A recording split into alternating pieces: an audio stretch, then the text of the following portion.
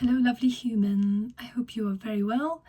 Today's SMS 7-minute soundbite is on the topic of grief and how within grief sometimes is hidden a precious gift. And I want to begin with this short but very poignant poem by Mary Oliver called The Uses of Sorrow. Someone I loved once gave me a box full of darkness. It took me years to understand that this too was a gift. And I love this because so often when we are faced with sadness, and when we're faced with an event that causes us grief and sorrow, it feels so unfair. It feels like we're being punished, and it is very hard to find that proverbial silver lining in it. And I think that it's important to allow that process of grief and sadness and sorrow to pass through us before we begin to look for any silver linings. And which is why in that poem, Mary Oliver talks about how it took her years to discover that that too was a gift. And I think this is true.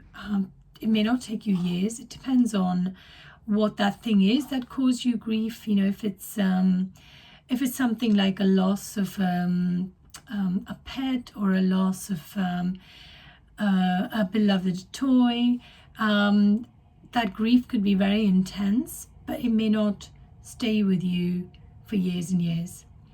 On the other hand, if it's the loss of a loved one, say a spouse or a partner or a family member whose loss leaves you with this gaping hole that is impossible to fill, perhaps you don't want to fill it, and so it forever remains a reminder of what you lost. And it can be hard to see where possibly the gift in that sadness could be. So let me try and give you my interpretation of this. We come into this world, as they would say, where we are souls having a human experience. We come into this world with a mission that our soul had embarked upon. But of course, once we have taken form, human form, we are most likely to forget everything that we had known before we came in and took this life. And that is probably the best way for us to experience this lifetime without some prior knowledge. It's a bit like, if you go into an exam and somebody already showed you what questions were in the exam paper, then you have an unfair advantage, and you're only going to learn the things that you're going to be tested on, right? We come into this lifetime to experience whatever there is to experience. Some of those will be good, some of those will be not so good. But our mission is to learn from them, to take lessons, to grow, not just as a human being, but as a soul, and take those lessons so that when we come back in our next lifetime, and if you're somebody who doesn't believe in reincarnation and souls, you've probably already switched off and stopped watching this video. But if you are still with me, please hear me out. These are all lessons. And I think that if we think about when we went to school for the first time as children, there were some things that were fun, and some things that were challenging, and some things that were probably downright unpleasant. Maybe we had a teacher who was not very nice, or it was a subject that we just couldn't get our heads around, and it made going to school an unpleasant experience. You can't choose to only have the things that are fun, because then that wouldn't be school. And the way to cope with this mixture of experiences is to learn to deal with them, to maybe challenge yourself, and to see where there is scope for you to come at it a slightly different way. So that's kind of the overview I want to begin with. And now when we experience sadness and loss and grief, of course, we must find healthy ways to express it, to be with it, to find people who can help us through it.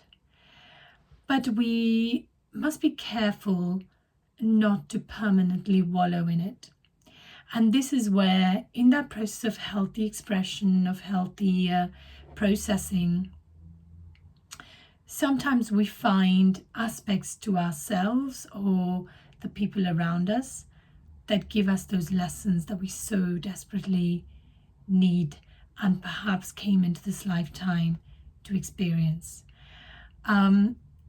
To give you an example, if you've lost a job that you were very secure in and you thought you were going to be there until you retired, and suddenly you've lost this job, it may feel like a huge loss and cause you grief. If you just sit there and be depressed and say life's so unfair, how could it be, and I'm a victim of discrimination or whatever it is, well, maybe that helps you process it. But if you linger in that mindset, what you will miss out on is the possibilities and the opportunities for you, that now that you are free of that previous commitment, that experience. And who knows, with that sort of open mind, you may actually find that you create an opportunity, maybe set up your own business or find a job that is even better than one that you had before, something that actually fired you up and really lit you up from within. And that would be so worth it. So that's the kind of gift that we're talking about. I hope this makes sense, and wherever you are, whatever you're doing in your life, I'm sending you lots of love and I'm wishing you the very best. Bye bye for now.